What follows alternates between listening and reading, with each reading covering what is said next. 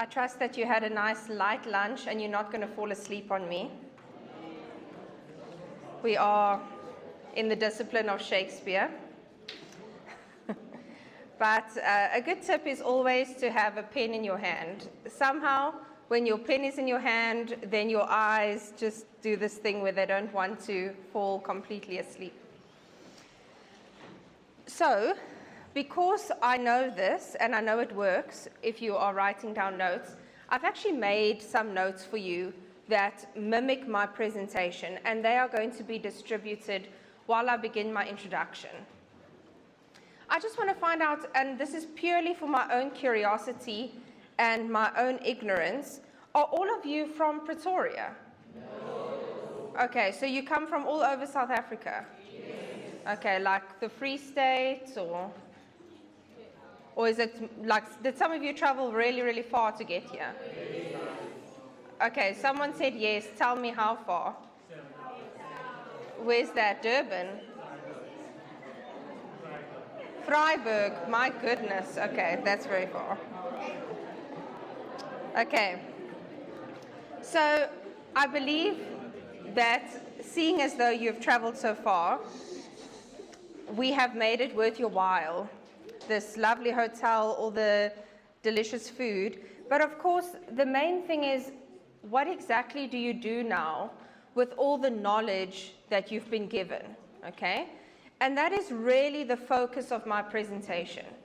It's got to do with, okay, you know, your English teacher has told you what to do with the poetry and what to do with, either you do Hamlet or you do The Crucible or you do short stories.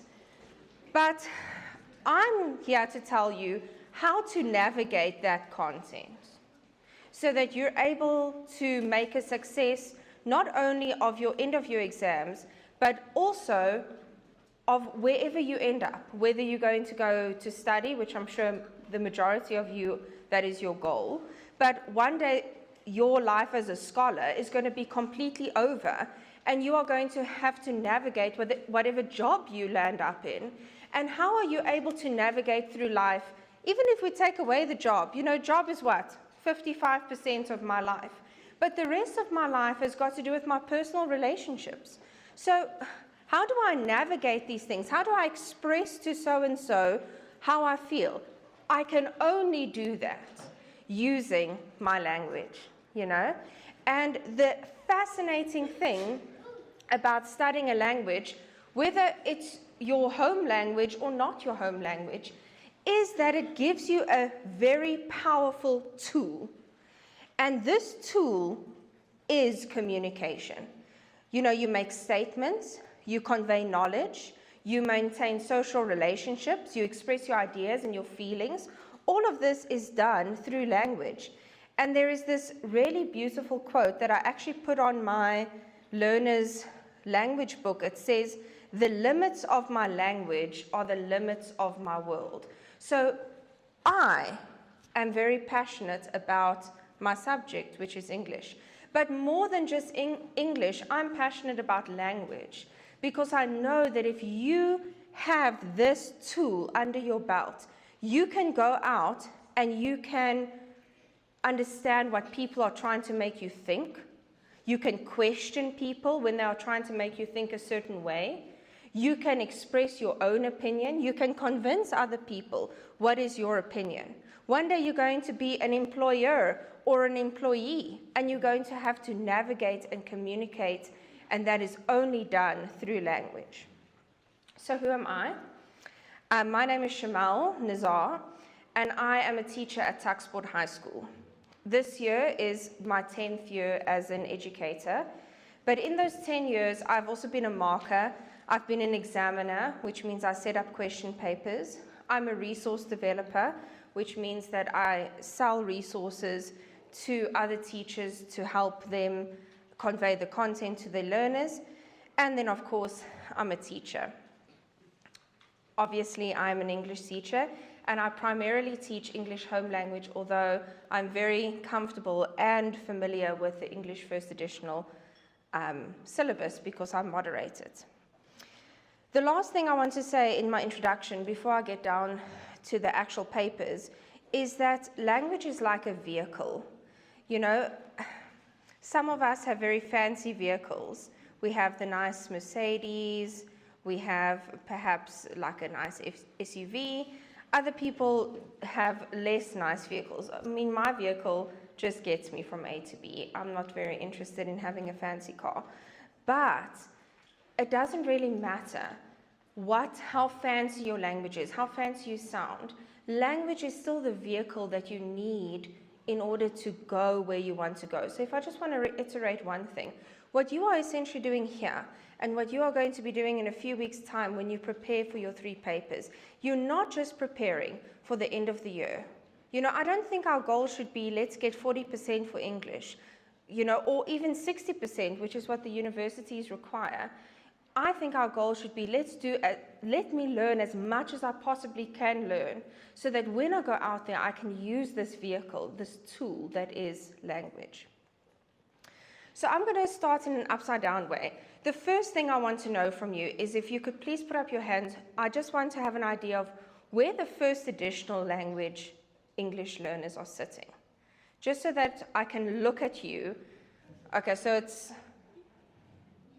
all around, but centralized that way. So I can just look at you, and then can someone just tell me who's doing the short stories okay, and then poetry? Dr. Jekyll, Mr. Hyde? No one. Okay.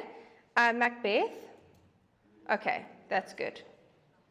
Is there one that I'm missing? Oh, My Future, My Africa. Yes. I think I have got a question up there. Okay. Great. Thank you. And then if I can go to home language, it's a bit simpler. Anyone doing the Crucible? Okay, a fair amount. And then I'm sure Othello is also the same amount. And then the rest, I'm assuming, is Hamlet. And then let's split the room with Pi. Oh, so most of you do the Picture of Dorian Gray. Okay, good. So it doesn't really matter what you do. I have gotten questions, and I am familiar with all the texts.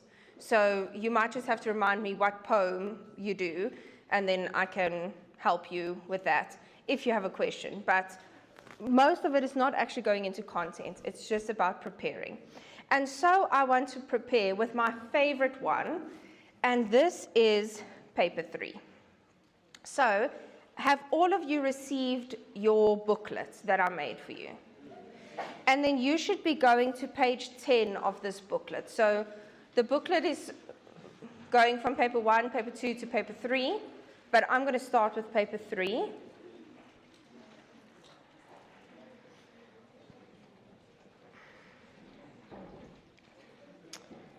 And I'm going to try and keep to 25 minutes of paper 3 with 10 minutes of questions.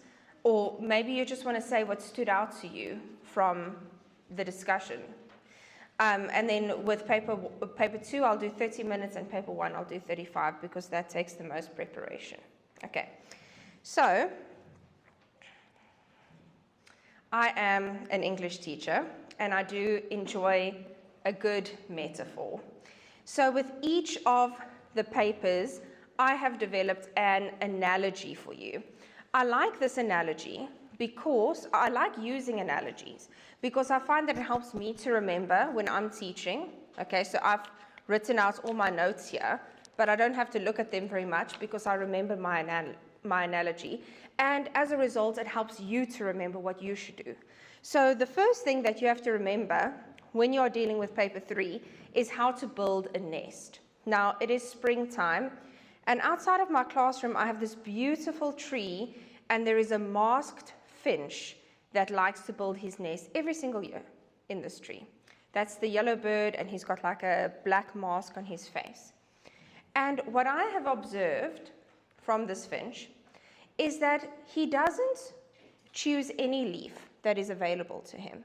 He actually selects certain leaves that he wants in his nest. Perhaps this one's too short and he wants a long one, or perhaps now he needs a short one, or perhaps he needs one that's fully grown and not half grown. So he doesn't just pick up any leaf that's on the floor or any leaf that's hanging up in the tree.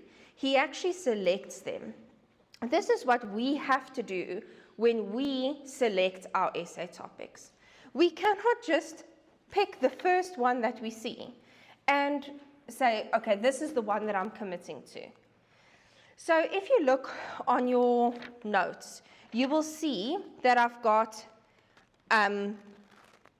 something that says planning where, planning what materials to use, settling, and laying your eggs. So the first thing that you can write down is, what do I mean when I tell you to plan where to put your nest? This is where I'm asking you to choose your topic, okay? Choose your topic carefully. Now, if I go on with the same metaphor, what material should I be using? And this is, how do you plan for your essay?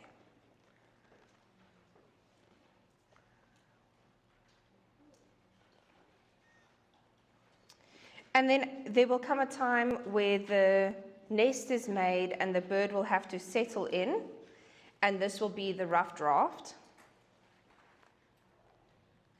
You make it comfortable, you flatten all the branches that are sticking out. That is the rough draft. And then finally, the bird will lay its eggs. And that will be the final draft. So this is the process that you go through when you write your essay. It doesn't really matter what essay, if you're writing a story or an argument, either way, you have to go through this writing process. Perhaps you've even seen on your teacher's wall, she would have put there the writing process, which talks about these things. So let's talk about choosing your topic. Okay. You don't have to write everything down. I'd actually prefer if you listened and then you just wrote a few things. This is going to help you once you're done, and when you're preparing in a few weeks' time, this paper is going to help you follow through with this, and you do have access to the PowerPoints as well. So you have 10 minutes of reading time, and I have observed many, many times someone looks down at a topic, they see the topic, and with a bang, it all came to an end. They look at that and they're like, oh, this topic speaks to me, so I'm just going to choose that, and then I'm going to go to the transactionals. I'm going to choose, oh, I prepped myself for the obituary, oh, I prepped myself for the diary entry or whatever. I'm going to go and just do that. But what they neglect to do is actually to look carefully at the topics. Now, you've chosen that and 3 minutes is gone. You're not allowed to pick up your pen. You're not allowed to start writing for 10 minutes. So why not? Use your 10 minutes wisely. You have to be there for 3 hours and 10 minutes, okay? So use it wisely. So I've chosen this topic, something that I've lost. And I chose this simpler topic because obviously there's topics that are more elaborate, ones that speak to the more argumentative mind. There's quotes, there's even lyrics from a song that they would include. But everybody, like the bird, flocks to the easier topic. Now, this is not necessarily a problem, but what I want to show you, if you are one of those that flock to the easier topic, I want to show you how you can take this and you can elevate it in such a way. So, why don't you, I think it's on my next slide, why don't you quickly, just on a piece of paper, I think you've got some lined paper in front of you, just write down something that you've lost before, just quickly. Something typical that you've lost. Okay, cell phone, bag, jewelry, wig. Okay, is that me going atypical? Okay. You know, most of us, we lose these things. The exercise that I do with my grade 11s is I ask them to imagine something that is lost in an airport. And everyone says, okay, their watch or jewelry or their carry-on bag or their phone. And this represents the first idea that comes to mind. When I say a topic like something I've lost, you know, we all have the same kind of idea. Now, the next thing that I want you to do is I want you to write down the weirdest, the absolute weirdest thing that you can think of that could be lost. It doesn't have to be real. So the absolute weirdest thing.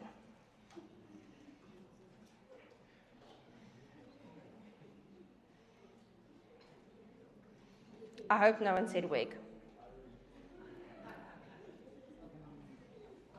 Okay. How about a city? Did you know that there is a lost city that has sunk into the ocean? Okay. An island, nice. A huge knife. Someone was diving and they found a massive knife, probably the size of this projector screen. A dystopian place, yes. Your mind, okay, so that's moving in, shuffling onto my third exercise, but yes, good. Anything else? An object, yes? I can't hear? A Birkin bag, what is that? Okay, a bag. What about an eyeball? I've seen someone who was walking along the ocean and discovered a ginormous eyeball, and they were wondering who and what creature lost that. Okay. So now the next thing I want you to think about, and this young lady here said her mind. So I want you to think not of that, but think of something that you've lost that is figurative. So something that is not an object. Quickly think of something. Ignorance, nice. Identity. Memories. One more. Innocence. Okay, beautiful. Now, okay, so this is a very good exercise that you can use to develop your topic. You've now decided that you want to choose this simple topic, and if you go and look into the past papers, you will see there is always the simple topic. It closed not with a bang, but with a whisper, or the door creaked silently as I walked past, or something like this, something that I've lost. There was one, a car, moonlight, the open road. So these are the simpler topics, and everyone flocks to them. That's not a problem. The thing is, how am I going to change my topic to make it a bit different, something that has more depth? So I want to explain what I chose with my 3 things. So the first thing that I thought of, something that I lost, immediately, for some random reason, I thought of a relationship, okay? So that was my something that I lost. But then I decided to turn that into something figurative. And I thought, okay, I think saying a relationship is too obvious, okay? And I'm sure that there are some people sitting in this room, and I'm sure of the, you know, in Gauteng, we've got 55,000 scripts that are going to come through, 55,000 essays that will have to be marked. You know, somewhere along the line, I'm sure someone thought of they lost a relationship or their feelings for their crush or something like that, okay?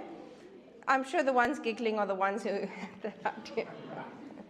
Okay, but how about I change that and I write an essay about I lost the person I was when I was with that person in that relationship, okay? That is how you take a simple topic and you give it depth, not just going for the very first thing. And people, it didn't take me too long to figure that out. I just went through my 3-step process. I started off with the first thing I could think of. And then what did I do? I threw it in the trash, okay? Because your first idea is going to be I mean, you are all relatively in the age of 18. You all grew up in the same country.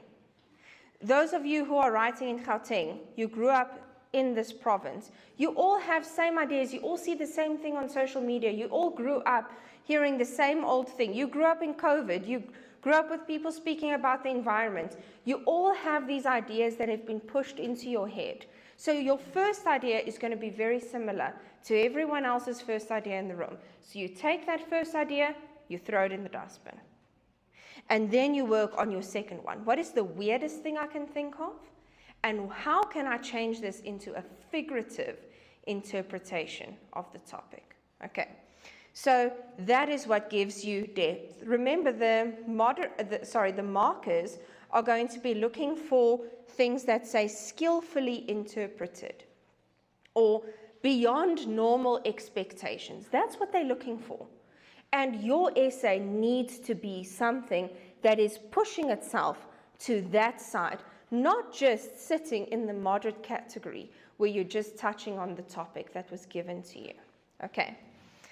So, yes.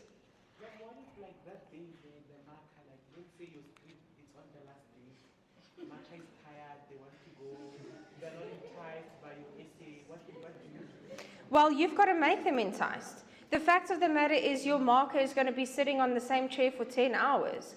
And when your paper comes in front of them, what are you going to do to show off?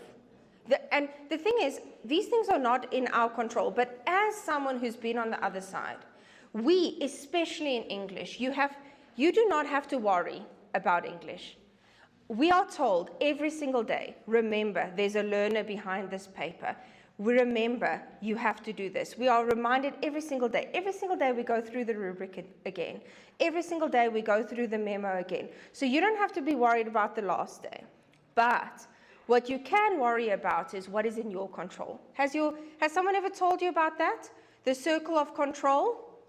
Our worry is this big, but what we can control is this big. So do what you can control and don't worry about the rest. Okay. Yes. Do you think it's possible to prepare an essay beforehand? Okay. So I personally am against it, but that's me. Okay. I'm not necessarily against my students doing it. My concern is if you do not link the essay you've prepared to the topic that they've given, you're actually limiting yourself to no mark higher than 60%. Okay. So if you're comfortable with that, you know yourself. Let's say you are not a good writer and you want to do that, then, and you are happy and comfortable because you know that if you don't do it, you won't get 60%.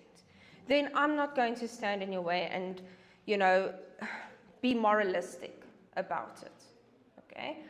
But I do think that there are some serious risks that you take, because if there is not a topic that you can link it to, and even with the pictures, if you can't link it well to the ideas going on behind the pictures, then you're actually limiting yourself. So I also, you can prepare by coming up with ideas. I say that this is the paper where you must listen to music and you must read books and you must watch movies, because that's where you get your ideas from. So limiting yourself, it's a decision that you must make. Okay, one last question and then I want to move on. There is a time for questions afterwards. So ma'am, as a person who gets stuck between choosing what's comfortable and taking a risk, and maybe taking a risk and going for a crazy topic that may be enticing to me and maybe not to the marker, how could you advise me? How far can I go with that particular risk? Or how metaphorical can I get? You can get as metaphorical as you want. So the markers are not allowed to limit themselves in any way to your writing. I mean, I personally was a paper 3 marker for 6 years. I was a senior marker for 2. So you're not allowed to limit yourself. You're not allowed to limit the learner in every way. You have to give the learner the freedom to interpret as they wish. But there must be the link. So that's the only thing. Okay, so if you go and look at the past 2 years' papers, there were some very interesting pictures, which kind of gives you the gap if you wanted to introduce a pre-written essay, because they're very hard to interpret in a linear way. So, I don't know, I'm not a risk taker, but when it comes to my writing, I am. And I'd much rather take a risk because it will pay off. Okay. So let me move on to the next thing, which is the types of essays. So there are actually only two main types of essays. You get the stories and you get the argumentative essays. So within the story type of essays, you get your three sitting here. You get your narrative stories, you get your descriptive stories, you get your reflective stories. And here I try to pull in that exercise.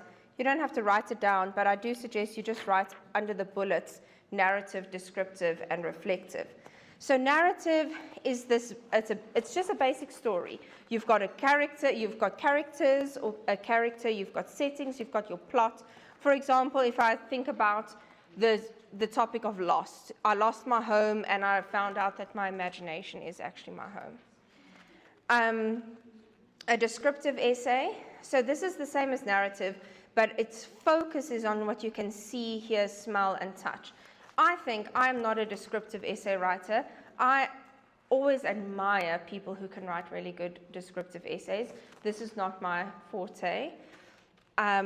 If you can do it, go for it. I once had an essay, got 50 out of 50 for it. And it was about, this was the story. It was about a boy. He was studying for his exam. He went outside to take a break. Nature revived him. He went back in. And that was the end of the essay. Got 50 out of 50 for it. But it was because it was a descriptive essay. And when he described the natural world, it was in such a way that was beyond normal expectations. So if you are a good descriptive writer, go for it. And then reflective essays, I would generally advise to avoid because it can kind of sound like what I call LO essays. But again, you can use the trick of developing your topic. And this is the one that I was talking about a few minutes ago. You know, you lost your first boyfriend, but you found yourself, essentially. So you've got that contrasting idea coming in. Something that was lost, but something that was found. And then how does that contrast to the arguments? So in the argument category, you've got two. You've got your argumentative essay. This is where you choose either to agree with the topic or to disagree with the topic, and then you're going to come up with 3 points, either agreeing, 3 points, disagreeing. But with a discursive topic, this one is where you are agreeing and disagreeing with the topic. I mean, it's in the word discursive, discuss, in other words. So here you would have 2 points where you would agree with the topic and 2 points where you would disagree with the topic. And the general rule is that in the conclusion you have to choose. But I've seen that the markers are not strict when it comes to that. So those of you who are logical thinkers, those of you who, you know, you want to go and study law and English is a way for you to get there, this is the one you're looking at, okay? A good discursive essay. People who are passionate about history, okay? Here's a good discursive essay. This one always works for you. And don't labor under the false idea that an argumentative essay or the arguments essays, that they don't get good marks. They get good marks as well. You just have to follow the correct structure. Okay. We'll speak more about the structure of argumentative essays when we hit paper 2, because there are the argumentative essays in the poetry and literary essays. Okay, so some topics are going to be pure story topics and others purely argumentative topics. But most topics can be interpreted either way, and it does not matter how you interpret the topic. Risk taker, you don't have to worry. You can interpret the topic as you wish. Doesn't have to be an argument if it appears to be an argument. Okay, so how do you plan for your essay? I just want to say this point. Planning is not a rough draft. Okay, the rough draft has a different function. So we'll talk about rough draft in a second. There's 3 ways that you can plan. So this is at the bottom of page 10. You can use keywords or phrases to plan. You can use a mind map to plan. You can use question words to plan. So let's go quickly through how to plan using keywords. I don't know why it's got that random block there, but anyways. So here I've chosen a picture. Quite an interesting picture. The book is open, there's a field coming out, there's a ballerina. And what you would essentially do with this is that you would write down as many ideas as you possibly could in the time that you've allocated to your planning. So I just wrote down a few ideas. The book could represent imagination. The ballerina could represent youth, beauty, innocence. The sun could represent new beginnings or a new life, or you could even interpret this as being a sunset. So the ending of something, maybe the ending of the childhood. Maybe you were a ballerina one day, or you wished to be a ballerina, but one day that wish went away and you became more pragmatic, more practical. So you could write about something like that. So this is where you would take a look at these ideas and essentially say, okay, what am I going to focus on, or am I going to try and incorporate all of them into my essay? Be careful. Take a bit of time to think about it. This works well for pictures, works well for narrative, descriptive. Yes.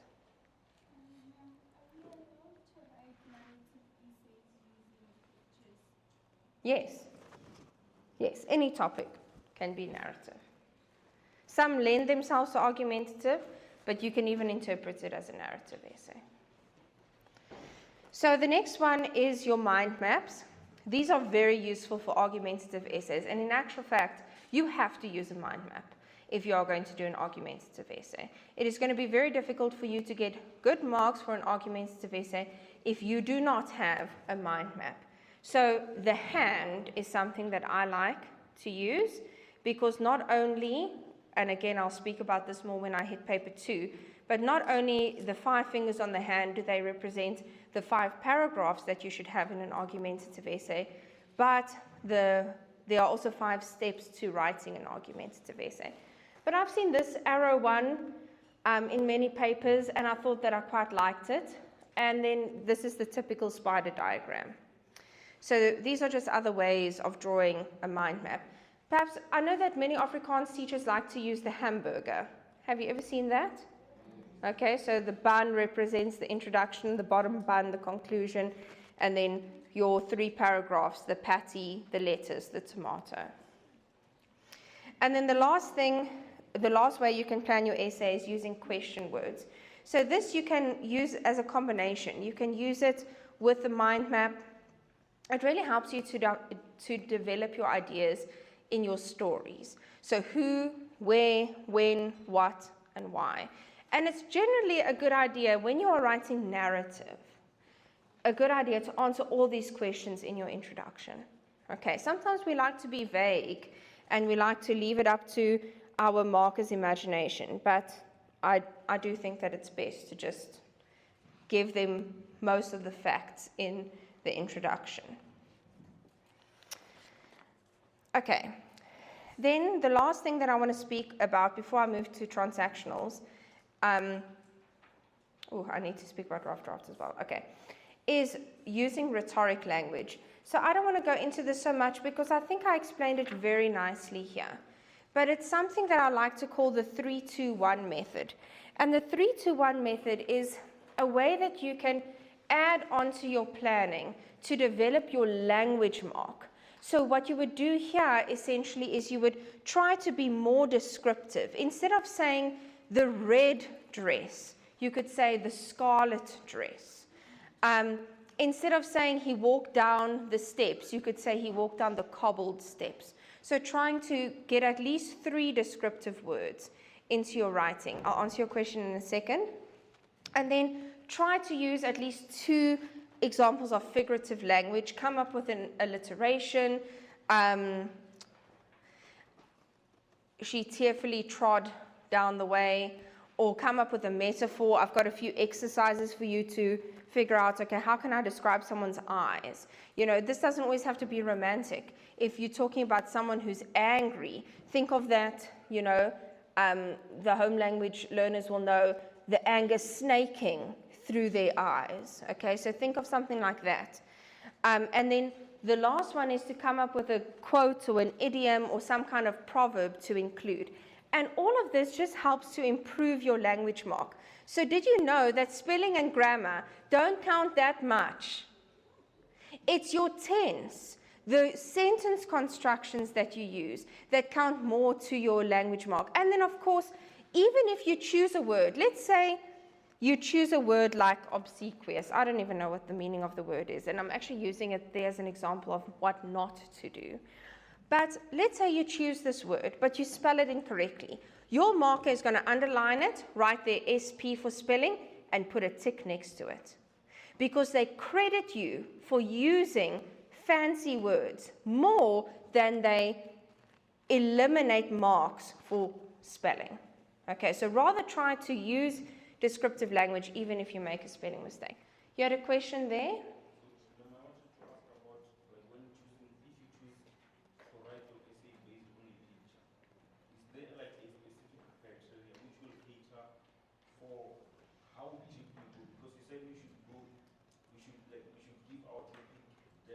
Yes. But then, wouldn't that be interpreted as maybe a deviation when you choose a picture? No, it won't. But let me give you this example.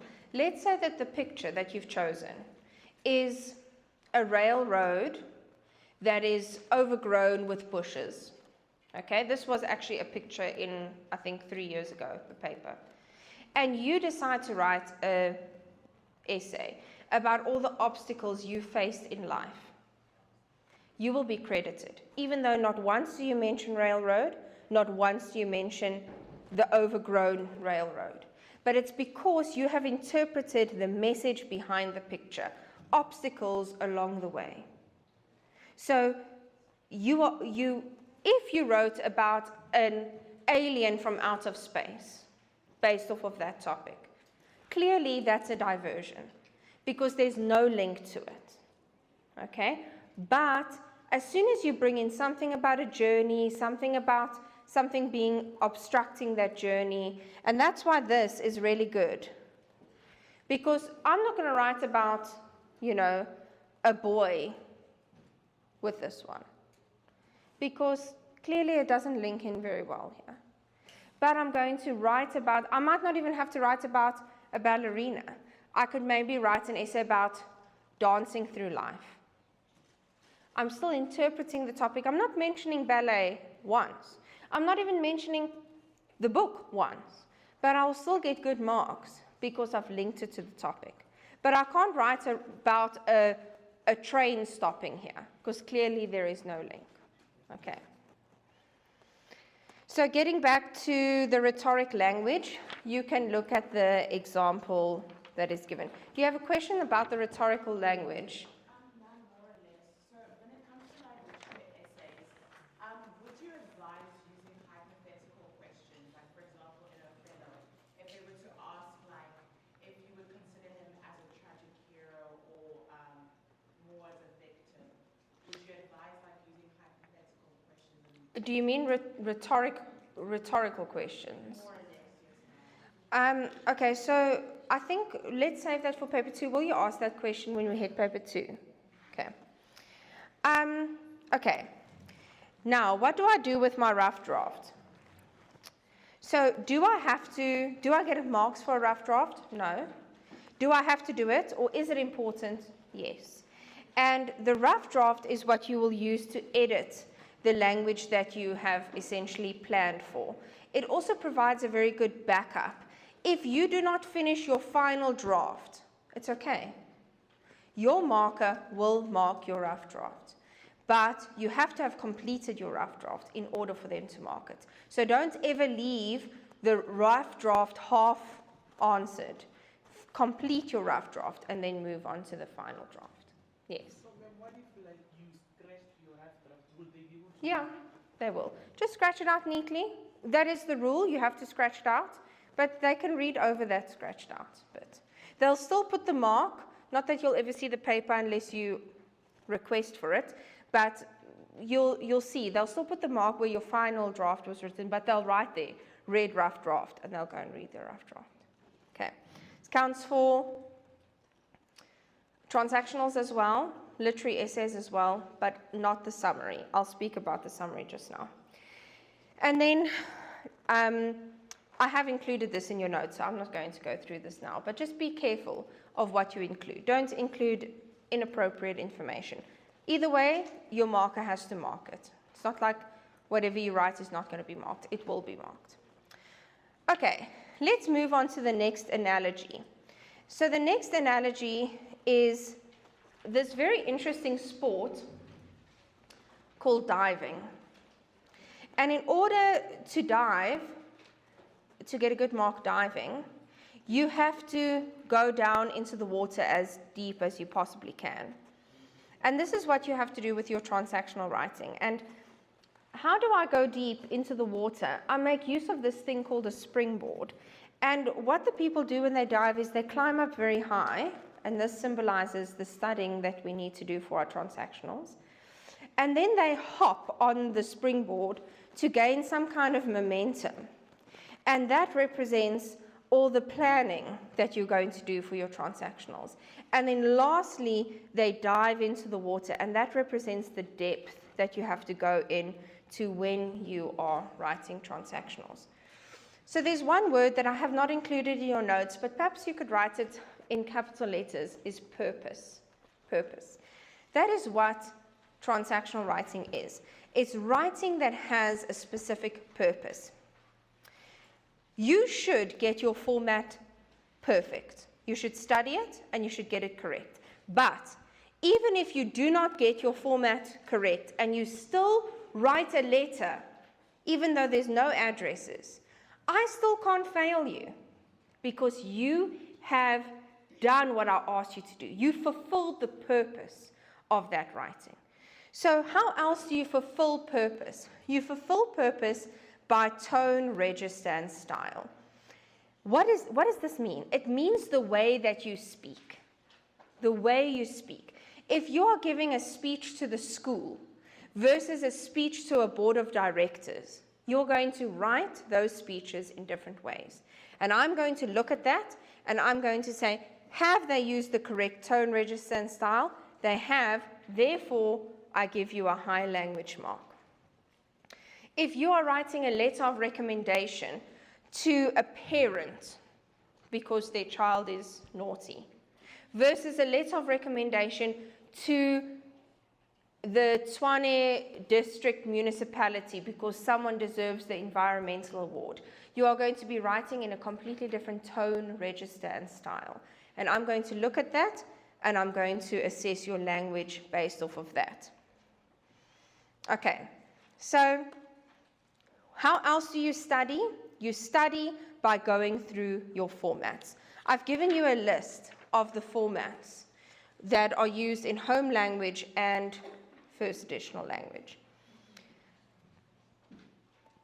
Okay, now you've got to choose how to answer and which ones you should answer. Don't spot. I know that you like the dialogue. I know that you like the speech. I know that you like the email. Even the obituary, for some reason, is always very popular. Be careful of going into the exam saying, I am going to do the obituary. First of all, for the last 2 years, they haven't asked an obituary. Okay? And secondly, what if the topic is too difficult? I want you to look at this topic. This was the email. A youth organization to which you belong hosted a successful open-air concert at a stadium in your town. Write an email to the Director of Public Facilities thanking him or her for the use of the stadium and providing feedback on the event. Look how many things you have to address in your topic here. It's a lot.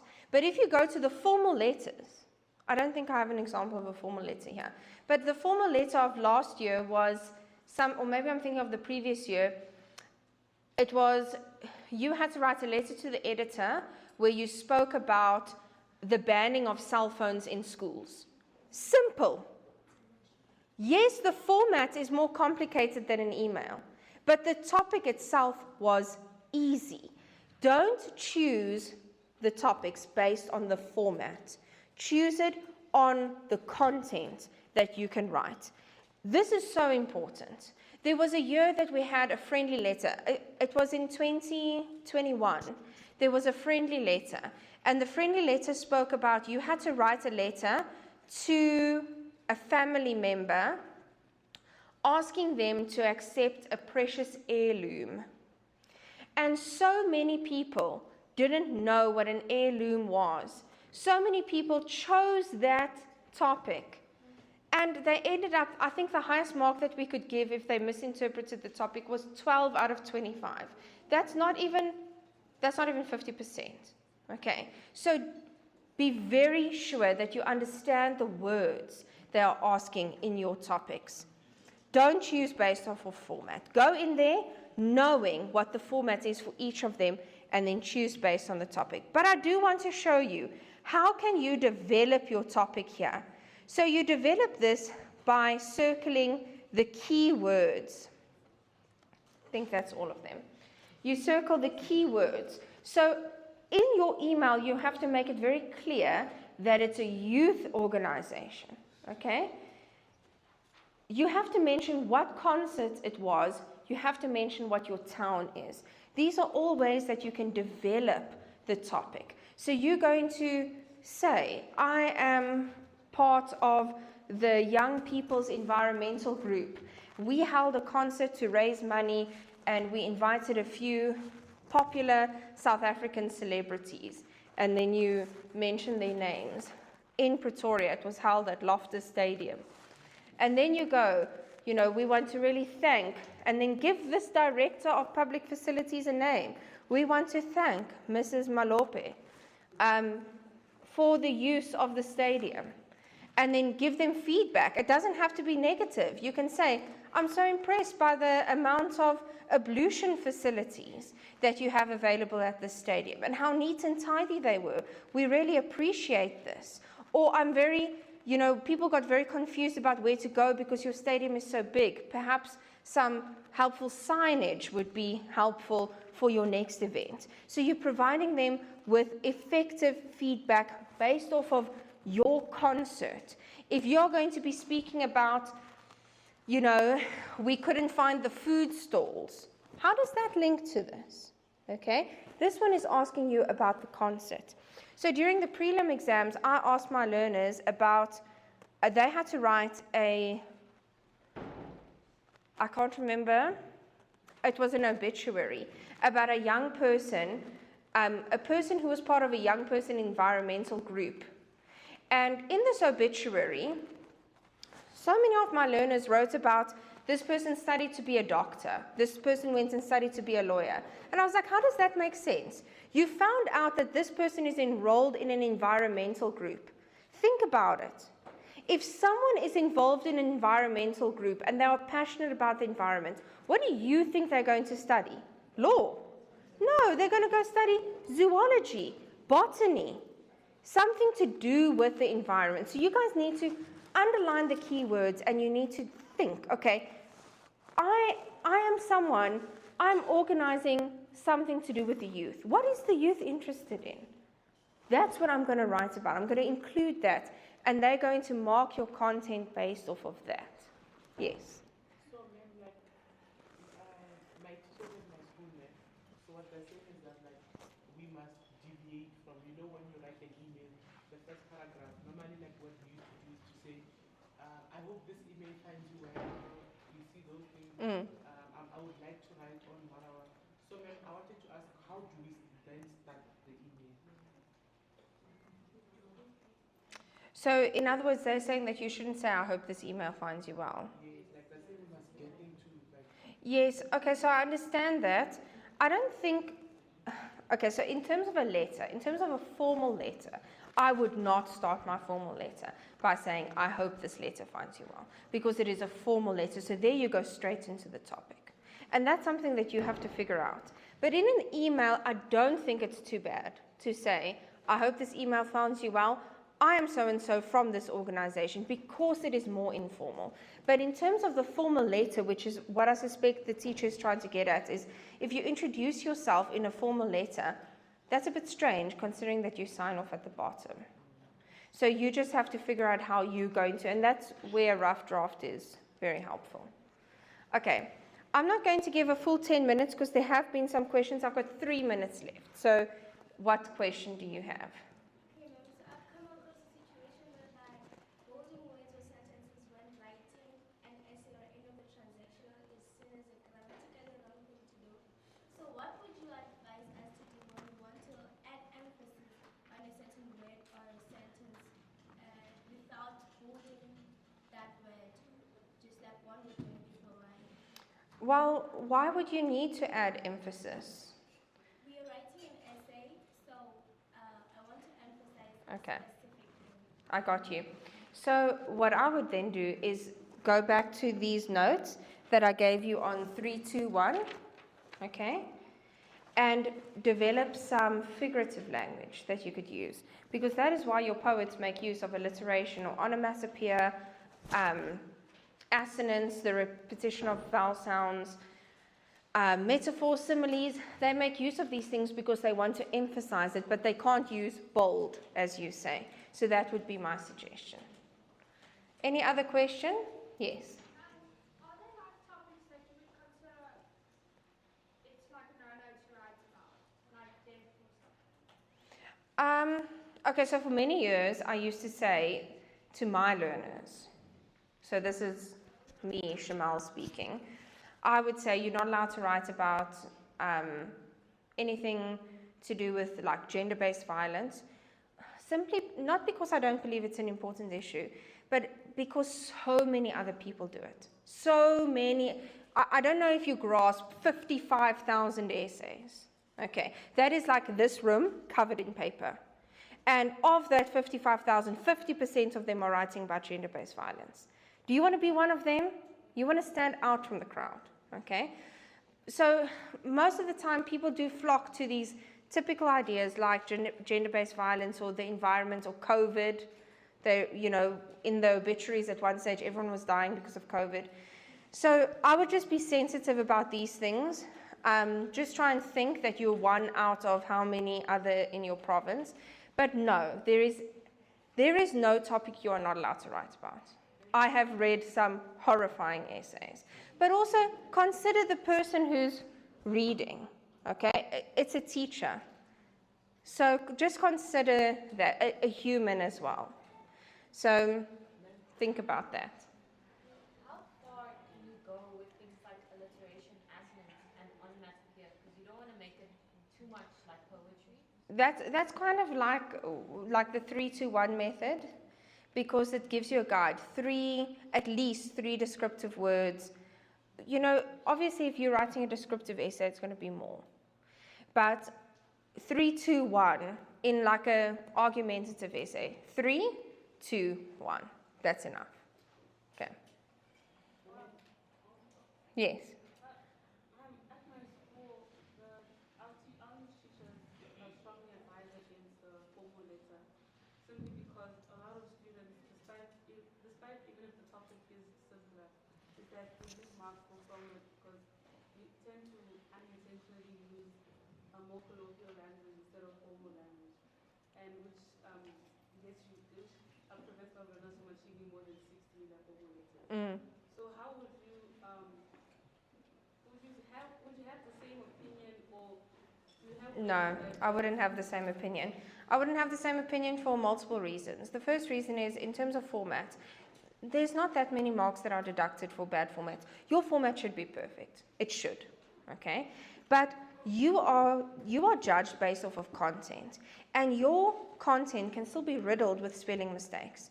You can still get 15 out of 15 for content, and then perhaps you'll get if you're getting 15 out of 15 or getting a really good content mark, even if your register is not as formal, they cannot go lower than 6.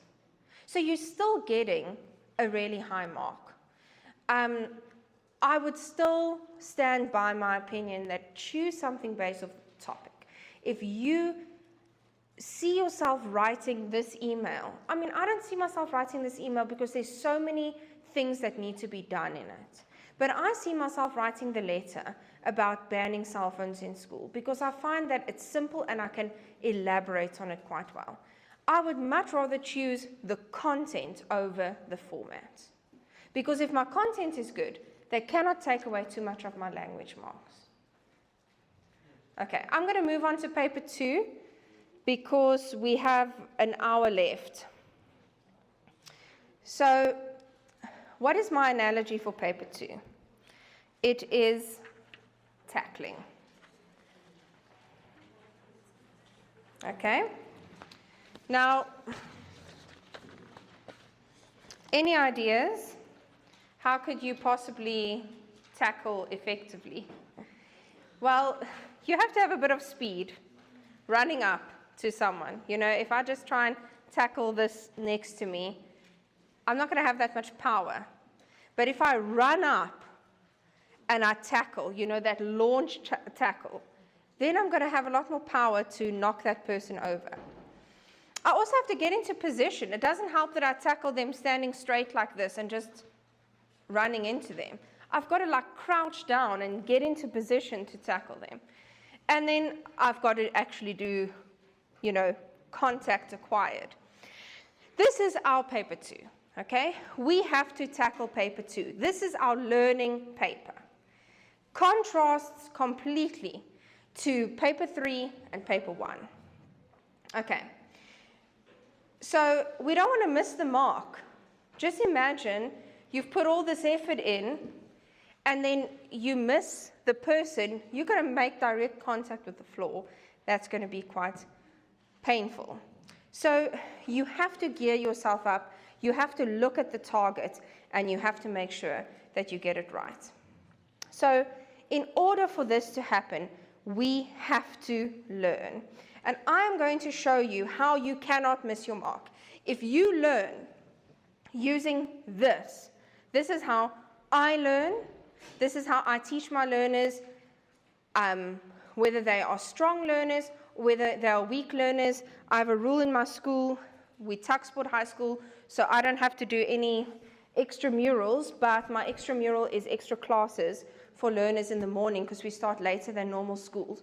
And this is the way I teach my learners how to learn for their novel, their short story, and their drama.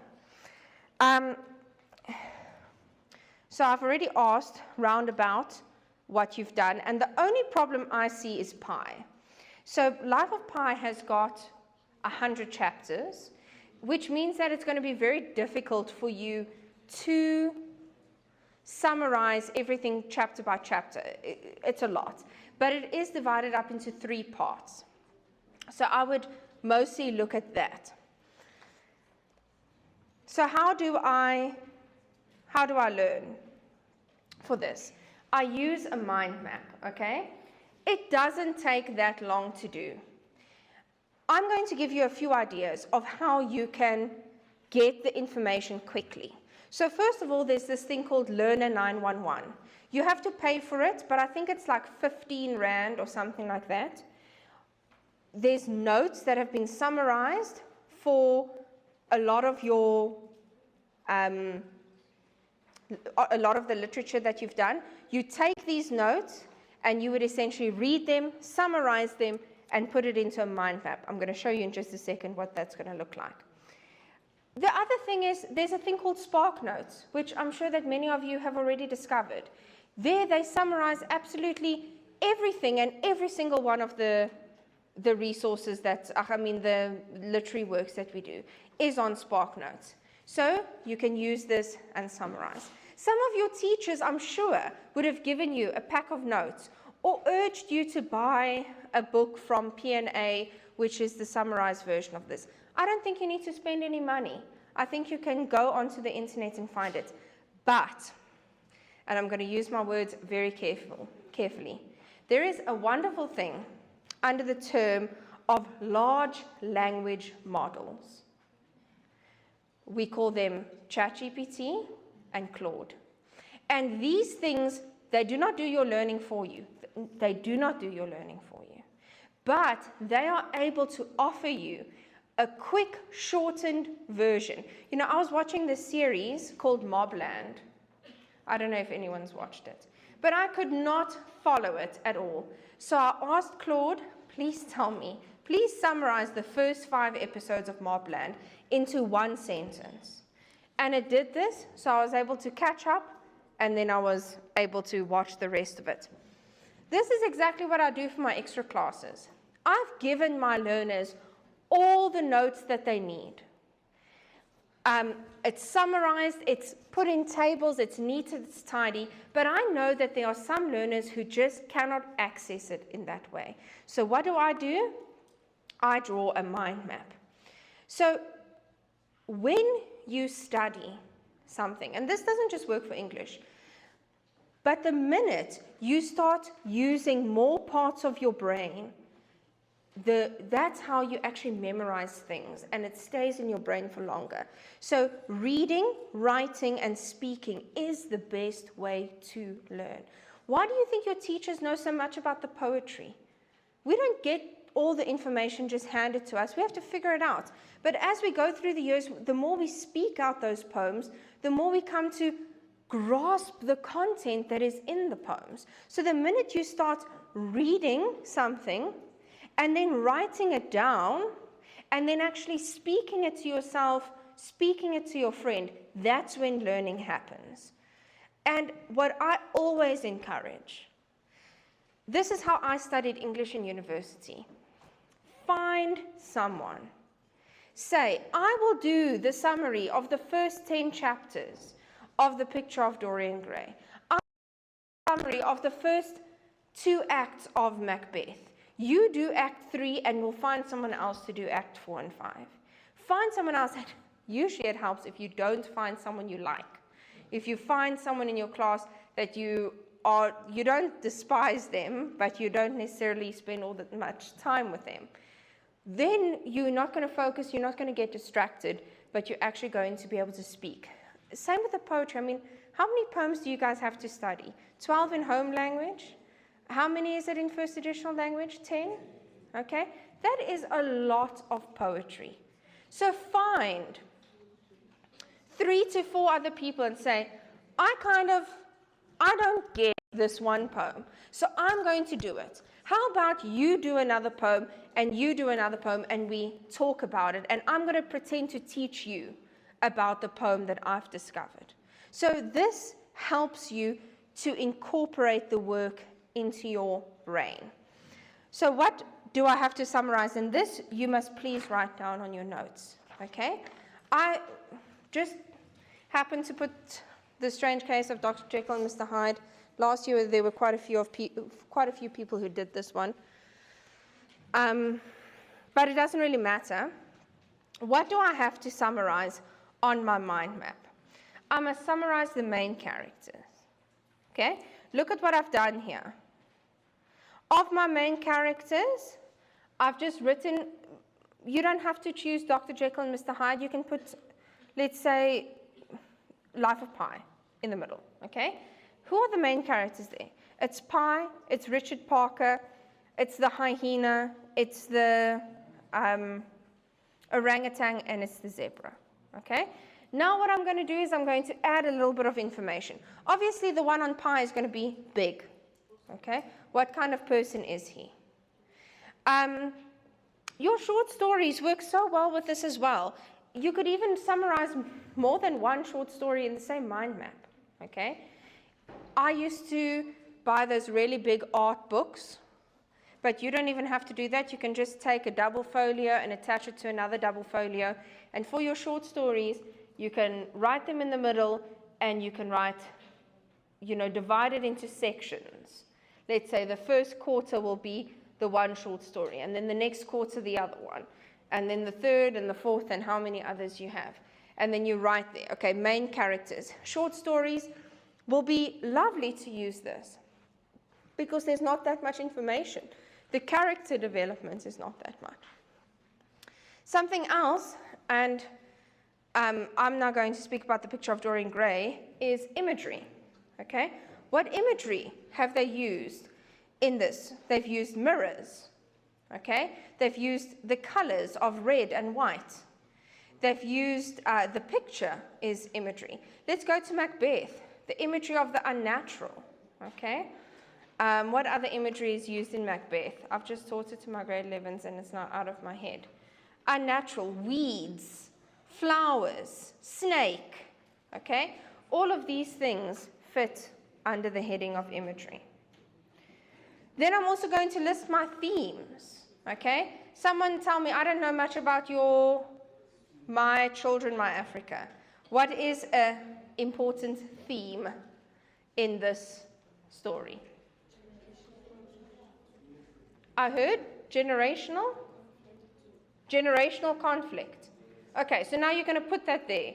I don't have any idea what generational conflict is. So now I'm going to go and I'm going to look at my teacher's notes. I'm going to use ChatGPT. I'm going to go onto the internet. I'm going to go onto SparkNotes and I'm going to find, oh, okay, generational conflict between these two characters. I'm going to list it in there. I'm going to write a little explanation for myself. This is how we study. This is how we learn. Okay. Then I'm going to write something about plot. I'm going to leave a lot of space for plot. And I think, yes, on my next pop-up, I'm going to say how you can summarize plot. Okay, so we have wonderful tools available to us that help us to study for each of these things. Sometimes your teachers have even already given this to you. And you have to, so I know my learners have this. But what I've told them to do is, I didn't give them all the information. I told them, okay, we're going to summarize the main character, Dorian, Henry, Basil. This is for the picture of Dorian Gray. But they had to go and find the information. What kind of person is Dorian? What kind of person is Henry? What kind of person is Basil? That forces them to read through my notes.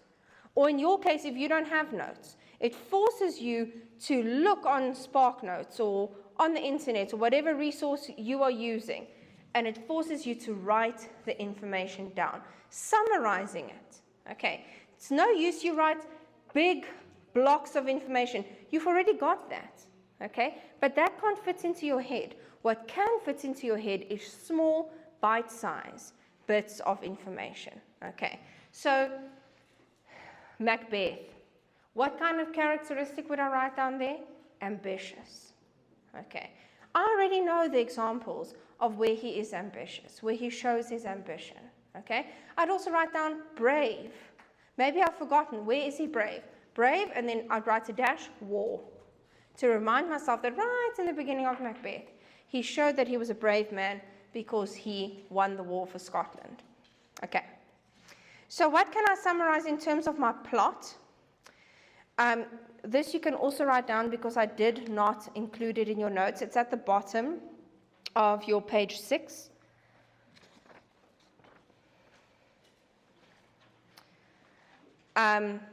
You summarize how the story starts. You summarize the rising action of the story, the climax of the story, the falling action, and the resolution.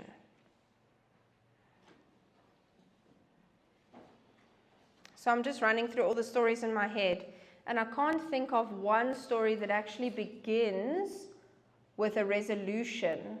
Sometimes there are novels that start with the climax of the story first, and then they kind of, unpack it.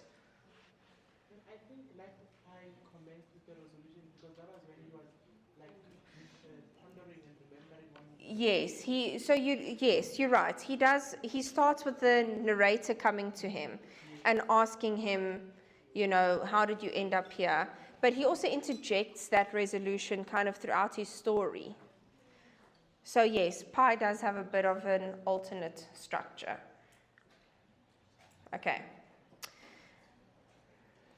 So what I like to do, and this is also something that you can include in your notes.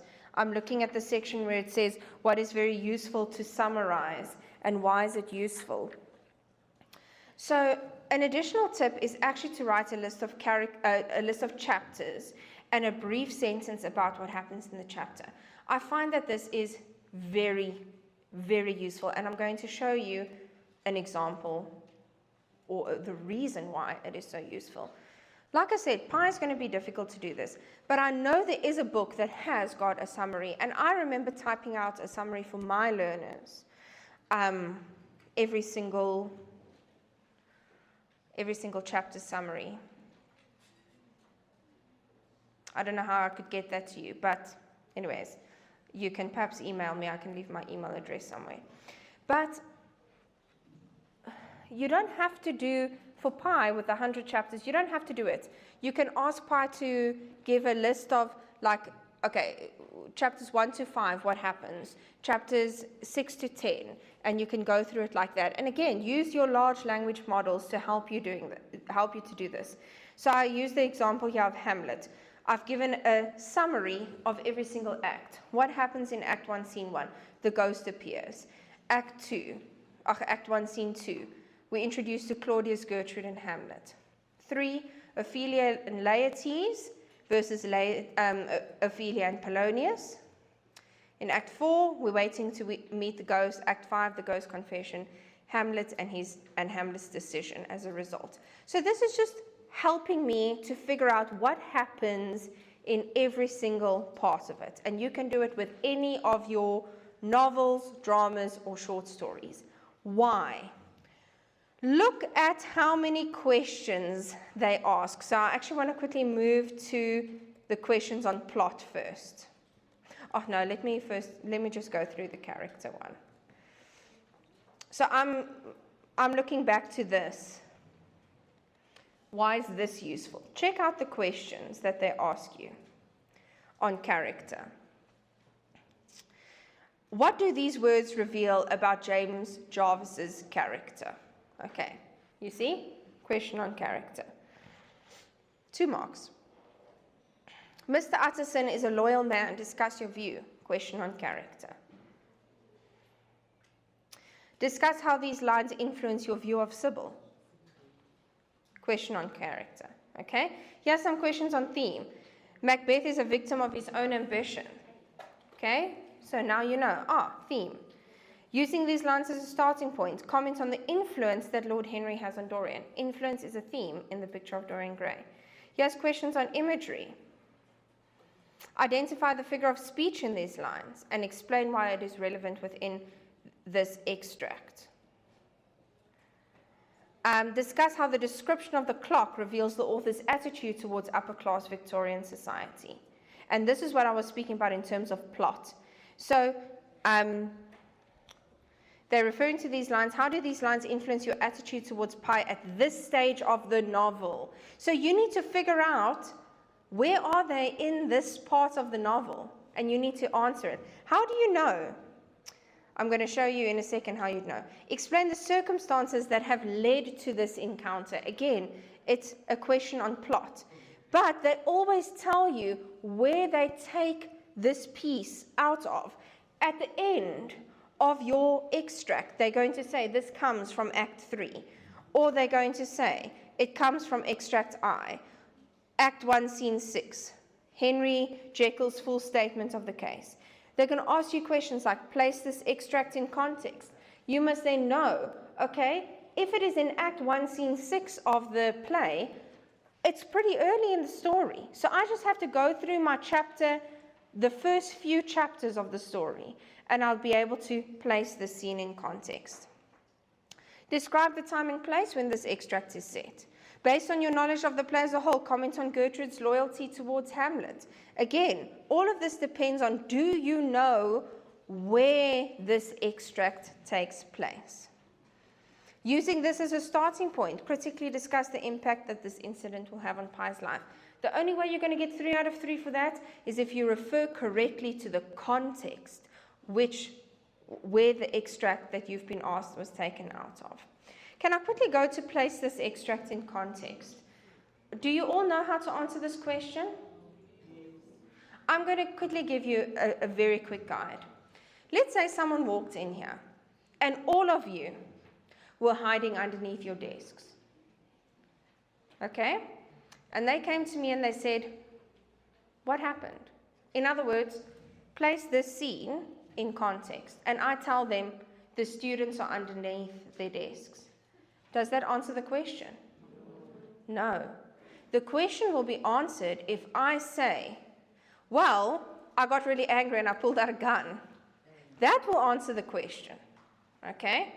Or they heard a really loud noise. That answers their question. So the reason why you're not getting your full marks here, whether it's 1, 2, or 3, is because you're actually saying what is happening in the context instead of telling me what is happening before the context that led to this and what comes from this context. Okay, so with the example that I gave, the only time you're going to come up from under your desks is if whatever threat was given to you is now gone. Okay, so that is the usefulness of memorizing the chapter order. So I want to discuss essays. And first additional language learners, although you do not write the literary essay, this is still a very nice guide to how to write an argumentative essay. Because within the category of arguments, you have the argumentative essay, the discursive essay, the literature essay, the poetry essay, and a speech. Any speech is also technically an argument, because you have to start with an introduction, you have to have a body, you have to have a conclusion. That is an argument. Okay. So, I like to remember my hand. You see in your notes, I've given you a hand there. 2 reasons that you can write down why you should look at your hand before you write an essay. The one reason is because I'm assuming all of you have 5 fingers, okay? So, there should be 5 paragraphs in an argumentative essay.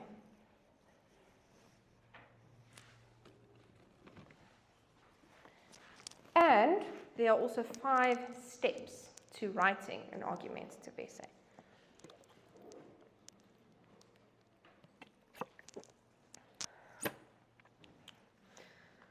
So if you remember your hand, then you will be able to write a very effective literary essay. Again, in your notes, I've got a place where I've said, write down the steps to plan for a literary essay. The first step is to draw a mind map. You should know what that looks like because we just went through one. Circle in the middle with 5 arrows.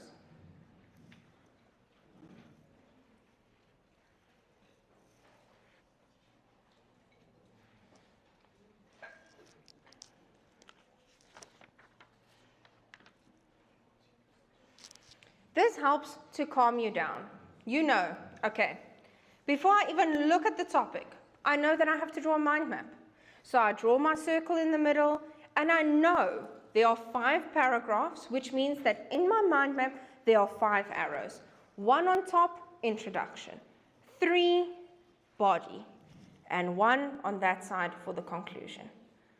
So I've already achieved 1 out of my 5 steps without even looking at my topic.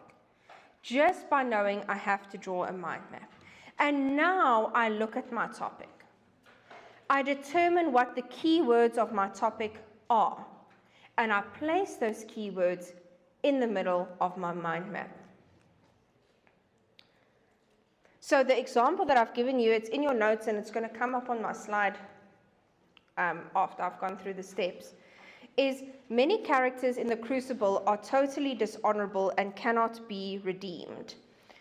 So the key words there is dishonorable and redeemed.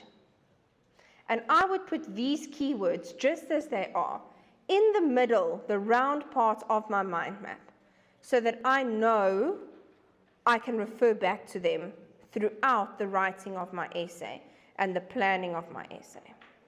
And then the last thing on this slide is I should work on my introduction.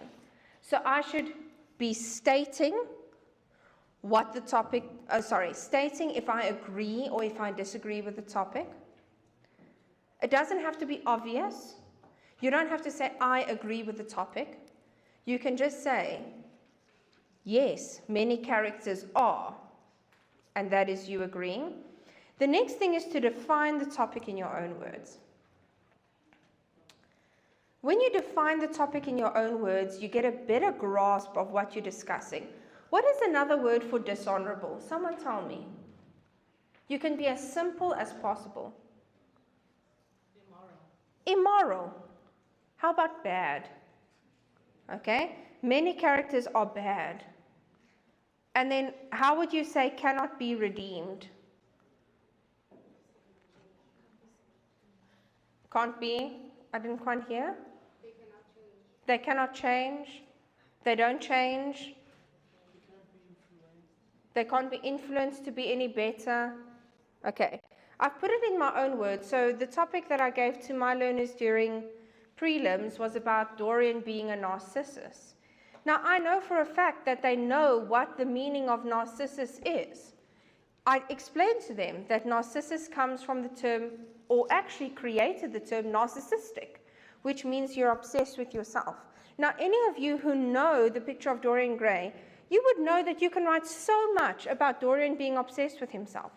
But they didn't put the topic in their own words. So they just repeated the topic over and over throughout their essay, and they didn't get good enough marks because they didn't put it in your own words. When you put it in your own words, not only do you get extra marks, because you are going to get higher content marks for doing that, but you also get a handle on the topic, an understanding of the topic. And then the last thing that you do in your introduction is that you just tell me a little bit about what happens in the story. So start by saying something like, this story is about someone who does, and then complete that sentence. Ma'am, I'm hearing you saying like they didn't like put it in their own words. So ma'am, like your chief is saying we must put it in our own words. How can like an individual ensure that, because with the literature essay you must not get personal, you should not narrate. But you're not narrating by doing this. You're just finding a synonym, like we just did of dishonorable. You're not changing the topic in any way. You're just finding a synonym so that you have a better understanding of what do I mean by dishonorable. I mean that they are not telling the truth. They are not doing the correct thing. They are immoral. They are wrong. They are bad. And nothing can be done to fix that. So you need to now think of Pi. Pi was given the same topic. Okay? So now you know, okay, can I really agree with this topic if I think about life of Pi? Can I really say that Pi cannot be redeemed? I mean, isn't the whole point of the story is that he is redeemed? So I have to disagree with this. But I only know that if I put it in my own words. Okay. So on to step 4. Think of points to prove the topic. Refer to characters, events, and themes. And in my personal experience, the easiest thing is to refer to characters. If you say, let's come to this, think of your story, your novel, your drama, your short stories, okay, whether you're doing home language or first additional. Think, can the people in your story be redeemed? Are they completely dishonorable? Okay? How about My Children, My Africa? Are there characters there that are completely dishonorable and cannot be redeemed? Is that a no? So are there bad characters that can never be good again? Yes. Okay, name one. Mr. M. Okay, so that would be your one point.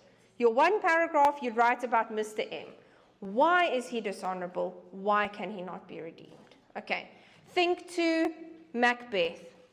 Is there a character in Macbeth that is dishonorable and cannot be redeemed? Macbeth, Lady Macbeth, okay? The witches. There's my 3 points, okay? Think about Hamlet. Who's the character that cannot be redeemed? Claudius. Hamlet. You can argue that Hamlet cannot be redeemed. I mean, he goes crazy and then he dies. So, you are allowed to disagree, but in this case, they've asked you, do you agree? And if you say yes, you have to argue it that way. Okay. So, That was just the topic, but I put it in your books. This is what the example looks like of the mind map. And there's the key words that I've circled. I start by saying, do I agree? We've done all this exercise.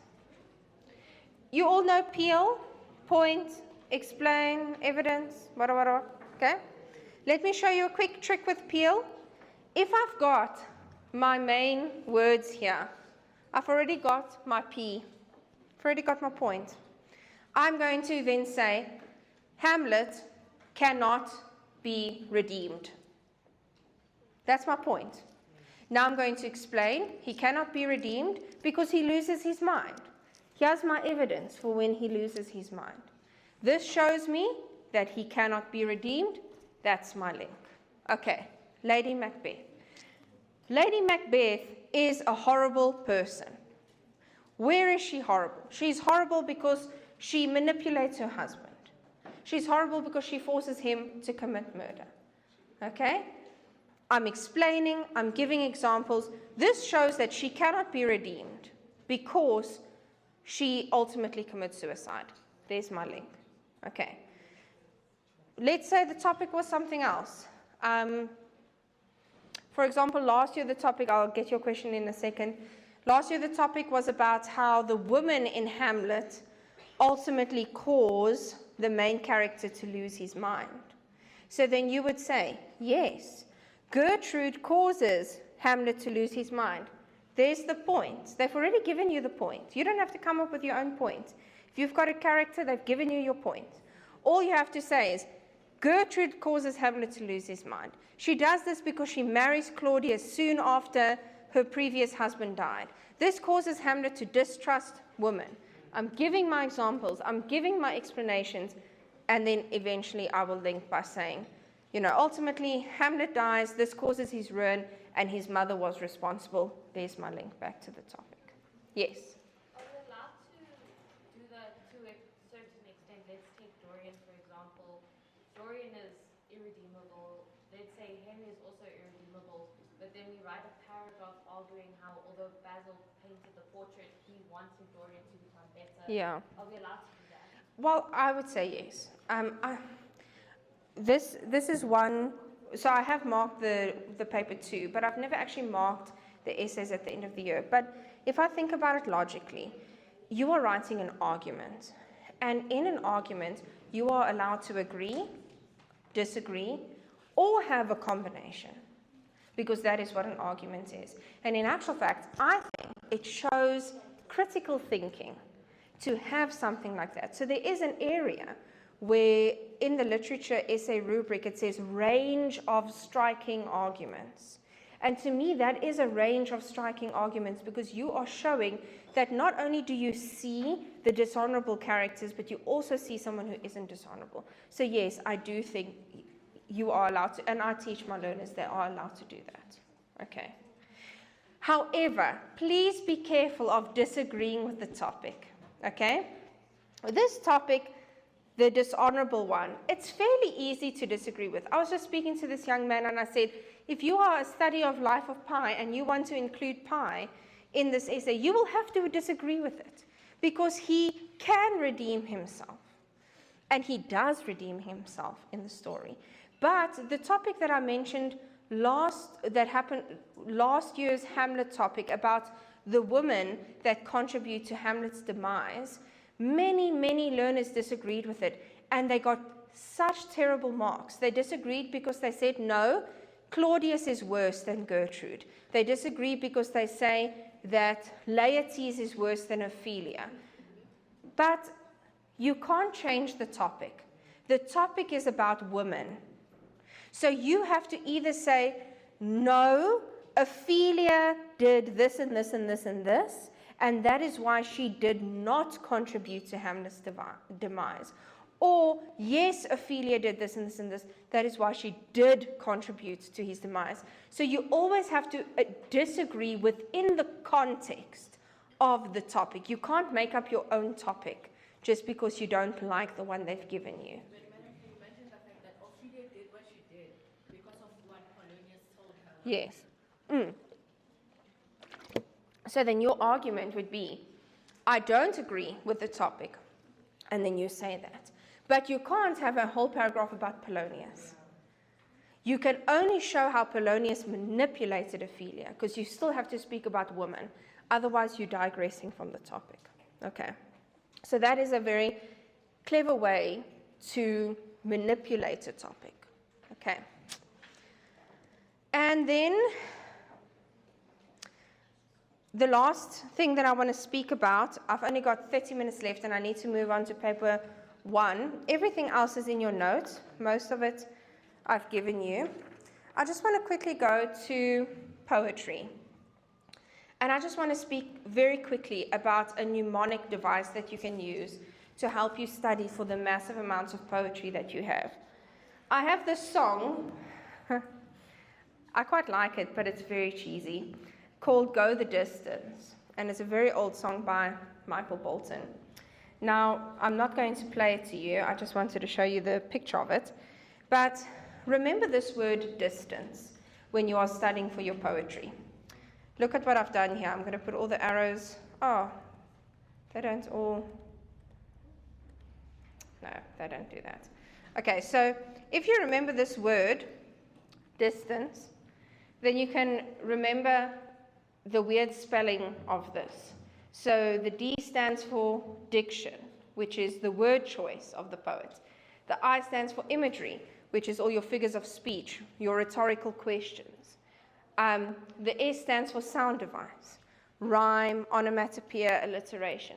The other S stands for structure. Structure can be rhyme as well. It can be the way the stanzas have been set out. It can also refer to rhetorical questions. T is tone, the attitude of the writer. Another T is theme, or I put a small little a, what the poem is about. And if you memorize this, if you memorize what does the diction show in the poem, what does the tone show, what is the imagery in the poem, what are the sound devices that they use, what structural elements are included in the poem, what is the poem about, then you will be able to answer not only the poetry essay, but the poetry contextual questions. So if I go to this next slide, I have included it in your notes, which means I don't have to read through it. There's another clever way to remember these things when you are writing your poetry essay. Tell, sell, and kneel. Give the tone. If the question asks, what is the tone? Say, the tone is disheartened. Explain why the tone is disheartened. The tone is disheartened because the person has lost a loved one. And then you can link it back to the question. If they've asked you for diction, choose some words. That's why it's sell. Choose the words. Quote the words. If they say diction, you have to quote. You explain the words. So the poet uses the word harsh. This means something that is difficult. I've quoted the word, I've explained it, I link it back to my question. This shows that the person is having a difficult time. Now choose another word. And then the last one is imagery, to kneel. Name the figure of speech. What the question might be, or the poetry question would be something like, refer to the imagery in the last stanza and discuss how this contributes to the meaning. Well, the imagery is a metaphor. And in this metaphor, he compares his beloved's eyes to the sun. I've explained it. What is effective about this? Well, he's actually saying that his beloved eyes are dull. They are not bright like the sun. And then I link it to the question. The question was perhaps something about how does he criticize his beloved? Okay, so if you remember those mnemonics, distance, tell, sell, and kneel, then you can answer all your poetry questions. Just give me 2 seconds. So all of this has been focused on how to learn for paper 2. But now you need to go through your instructions. Your instructions are going to tell you exactly how to answer the question paper. For first additional language and home language, you do not read the entire question paper. You have to make sure that you answer the paper the way they've asked you to. You know that there's only 2 out of 5 poetry questions that you have to answer. First additional language, it might be different. You must make sure that the night before you write, you find a past paper and you go through the instructions. Then you're going to actually read through those instructions, and here I just want to speak a little bit about how you can use your 10 minutes time. So this is on page 9 of your notes.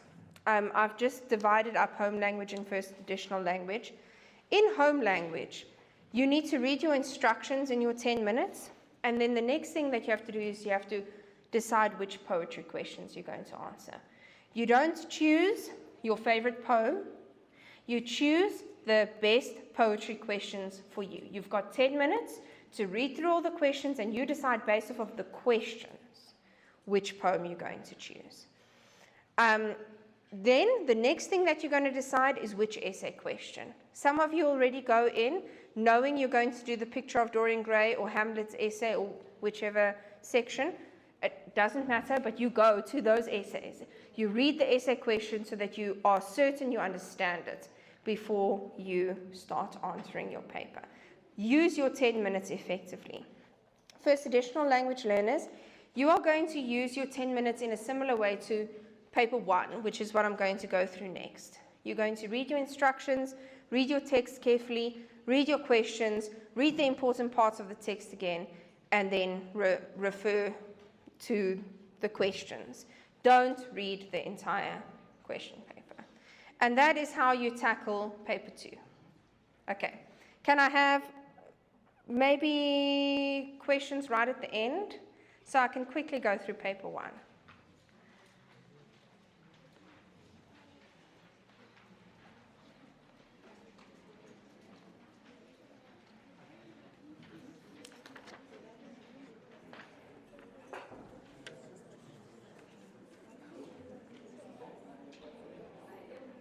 Okay, so I'm going to try and do paper 1 in 10 minutes. I was very thorough in my notes of paper 1, and that is why I left it right until the end. Because I know that there's a few things that I have to say just to bring some context in, and you will understand the notes when you are preparing. Okay, so paper 2, we have to study. But paper 1, how do you study for this paper? There is only one section I can think of that you can do some studying, and that studying is not even half an hour's worth of studying, okay? But when you are dealing with paper 1, you have to prepare effectively. So, the analogy that I used for paper 1 is baking a cake.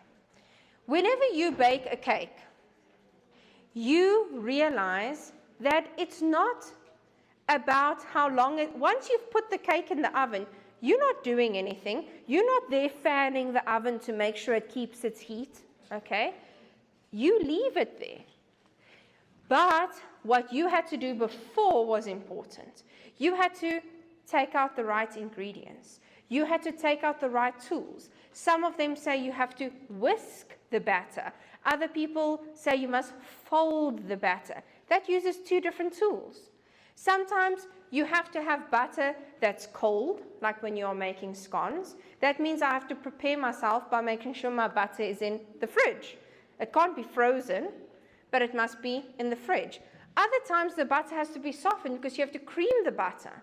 So I have to then, a few hours before, I have to actually take out the butter so that it can cool down. My eggs have to be room temperature, otherwise they're not going to mix well with the butter.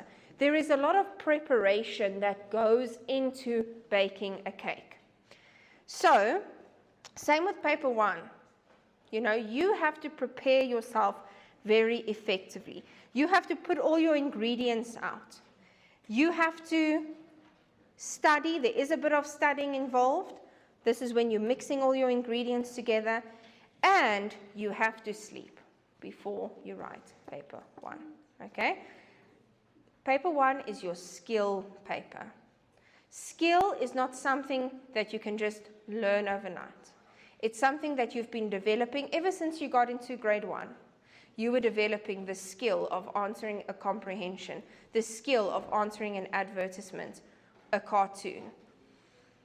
But you cannot answer paper 1 effectively if you do not sleep at night. So that's an important part. Don't stuff your face. If you're going to try and do everything the day before you write paper 1, then you're going to end up like this poor boy, and you're just not going to enjoy the cake. If you have to eat the entire cake all in one go, I mean, the beauty of cake is that you don't have it every day.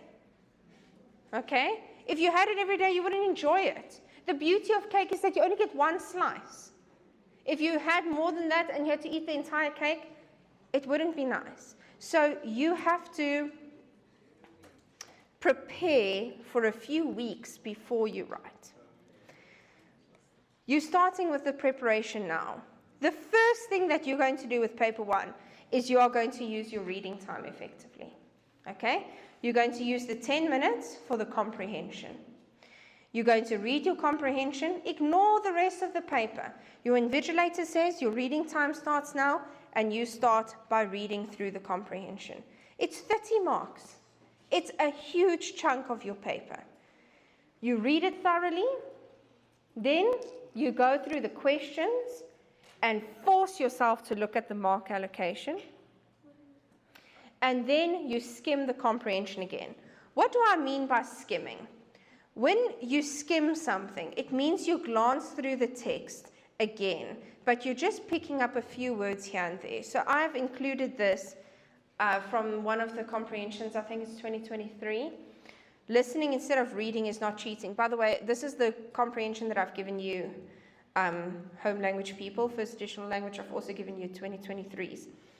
So I'm going to skim read this. Insomniacs, middle. Dog owners, trudging. Some people, gym. Doing it alone in the car. Long journeys, through the dark, distraction, everything circling in my head. Okay, so I'm just skim reading it. I'm not reading everything word for word. I started off by reading it thoroughly. Read the questions. Now I skim it just to make sure I've got the gist of what is going on.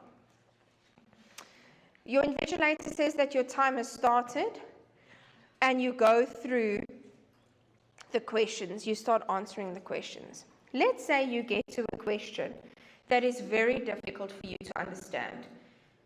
An easy way for you to try and understand this question is to read it aloud. Now, how is this possible? Exam venue. Well, we're going to practice reading aloud without making a noise in just a second. So, I want you to do this. I want you to sing Twinkle, Twinkle, Little Star in your head. But don't make a sound. But sing it in your head.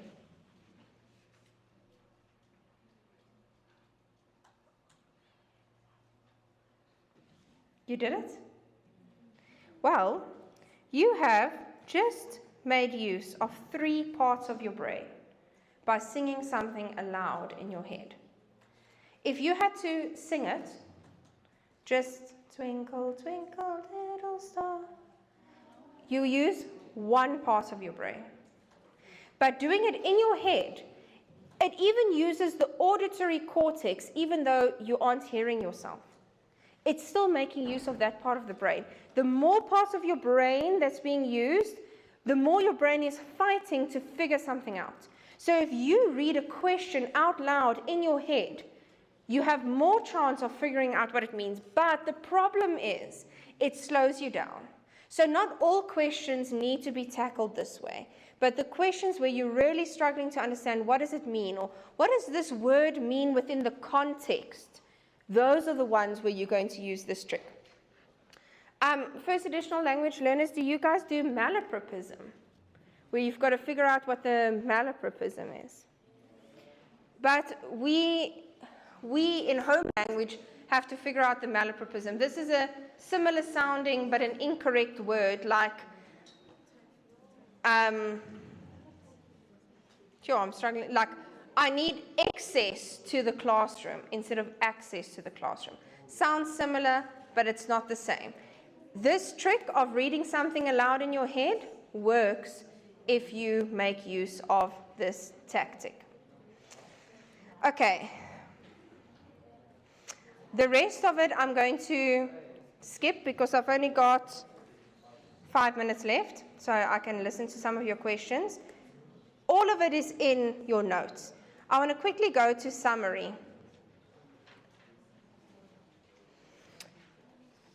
It is possible for you to get 10 out of 10 for your summary if you make use of the steps that I've printed out for you. Okay? How do we mark the summary?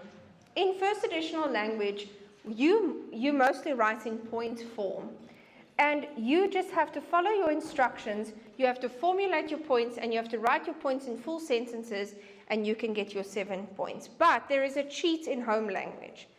Because in home language and first additional languages, you also have a home language. It might not be English, but it's another language. Use this cheat for your home language.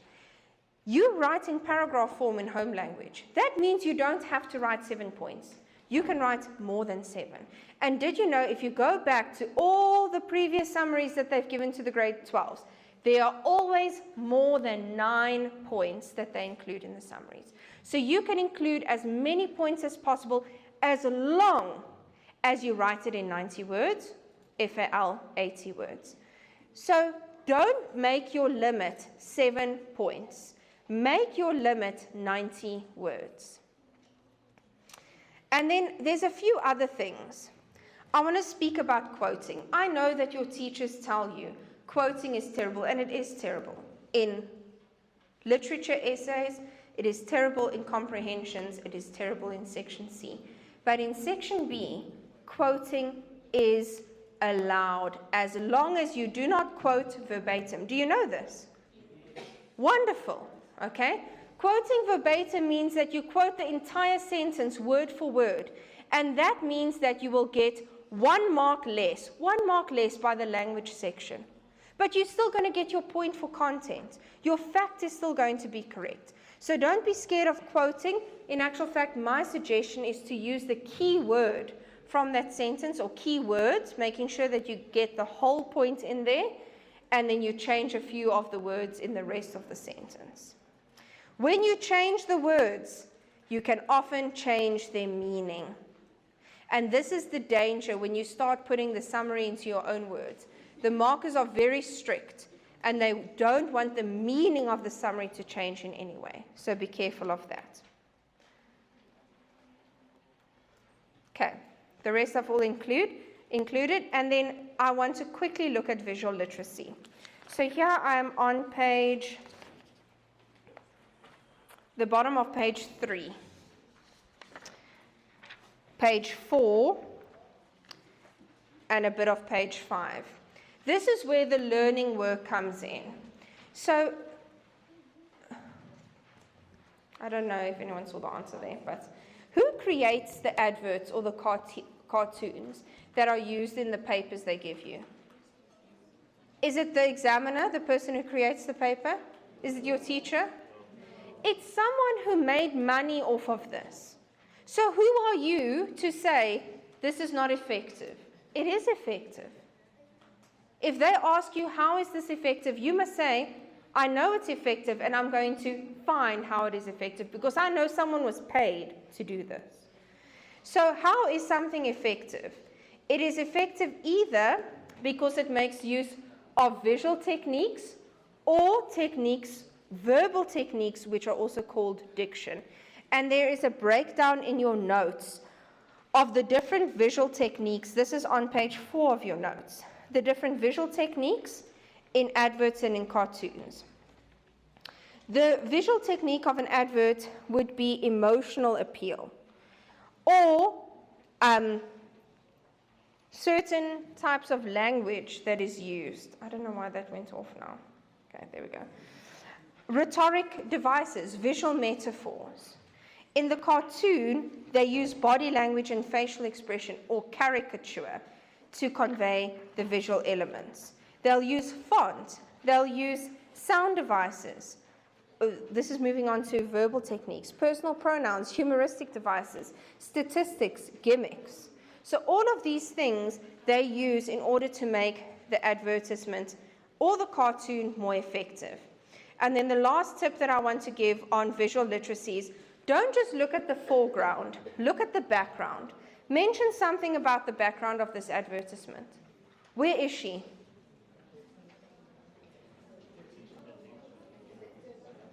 Where is she, people? A field, in the grass, freedom, nature, comfort. All of this adds to the meaning of the advertisement. And then last thing, you are also asked some marks, some language marks by your visual literacy, and then let me go through the language. On page 5 of the language section, I've made a list of the main types of language that they ask you. Please don't spend hours and hours and hours learning absolutely everything. Rather prepare comprehension. If you prepare comprehension, it will help you field these questions. If I had to go through this, my language is very poor. I do not spell very well. I know, irony, okay? But if I had to go through this, I can tell you with confidence, I know all the parts of speech. I don't need to go and relearn that. But if I go through my list and I go to Concord, I struggle to remember all the rules of Concord. So if you had to ask me, what are the 13 rules of Concord, I'd be like, I only remember 2 of them. So maybe I should just quickly go through a list. What are the rules? Okay, now I remember, move on. I'm not spending hours and hours memorizing absolutely every language rule. It's not going to help me. It's 1 mark. Comprehension, 30. Summary, 10. Visual literacy, 20. I'm not saying language is not important. I'm not saying that. I'm just saying the focus should be on comprehension. Because and that is your preparation. If your focus is there, then you will be able to field these questions a lot easier. And now I have got a few minutes for you to ask me questions on paper 2 and paper 1, because I know I had to rush through that one. Yes. Like you see with the discussion areas for poetry, they will give you either diction, image, tone, or they remove one and they put structure. Yeah. Like in person like one page, Yeah. they say diction, tone, and structure. And then when we were like going through the structure part, they were incorporating tone in it. So how then does the learner know when to like discuss tone or structure? Are you talking about the memo? Yes. I think the memos are they're just a bit disorganized, but the structure could maybe just emphasize tone. So like, if I use Sonnet 130 as an example, as he goes through it, his tone towards the beloved change. In the beginning, he's very critical. But then when he gets to the part where he says she treads on the ground, that's a bit more positive. He's complimenting her. And then obviously in the couplet, he completely changes his mind and he's admiring her and of course even himself. So in that, what I'm guessing is that the structure just emphasized the tone. And that's how the loophole was created to discuss tone. Okay. I believe it's made available. So I have to share the PowerPoint at the back, and it's made available to you. I can quickly put up my email address. And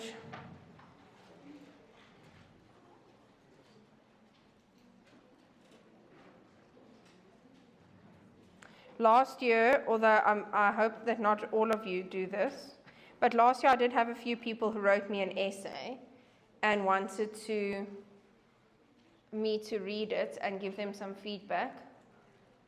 So I was able to do that. Please make sure you include the dot between my name and surname. Otherwise the email will not send. Okay, another question. Someone wanted to know about rhetorical questions in literary essays? Yes? So when it comes to like literature essays, are you allowed to like use hypotheticals or like rhetorical questions? Okay, so when it comes to your argumentative essay in paper 3, there using rhetorical questions, hypotheticals would be effective, but not in the literature essay by paper 2, because here the marker doesn't want to think. Here the marker wants to know, what do you think? And you need to use all the words available to you. So maybe in an introduction, you could pose some kind of hypothetical or rhetorical question, but no more than 10 words. And then you could feed off of that. But as a whole, you're not going to get any marks, structural marks or extra language marks because you've done that. Okay. You want to feed them with information. Another question? Yes. Now, with poetry, do you suggest studying line by line, or do you suggest like taking in the poem and trying to understand it? I think a holistic approach is best. Once you understand the root of something, it's easier to kind of get the rest of the answers. I mean, I'm assuming that you know what a metaphor, simile, onomatopoeia, all of these things are. So I would first, you know that distance one? I would first figure out what is this poem about, you know? Are you home language or first editional? So let's take This Winter Coming. At the heart of This Winter Coming, they are discussing how poetry can essentially influence other people and how the youth of South Africa were breaking down the establishment. That is the main idea there. Now, everything else will link to that. Her use of imagery, which is her rhetorical questions, who is not frightened? Why is she doing that? Because everyone is frightened during apartheid. But right at the end, the rhetorical question changes, where it says, who is not frightened of this winter coming upon us now? Why? Because the youth are standing up. So because I understand the root, I understand the rhetorical question. Same with tone, same with imagery, all of that. So a holistic approach rather than line by line. So like out of all of like the 12 poems, like which poem are you like you like to a week later you would say don't answer this poem like to a week? Probably Fernhill. Just because there's so much in Fernhill. I don't think Fernhill is that difficult once you get to the root of it, but there's just so much. Okay.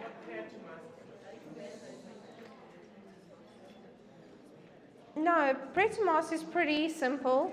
Reverence towards, there's a lot of imagery and stuff like that, but reverence towards the ancestors and, you know, sort of on this precipice of overcoming colonialism, those are quite easy, simple concepts. The imagery might be difficult, but the concept is not too bad. Our time is up, so thank you so much. Thank you so much for interacting with me. I really appreciate it.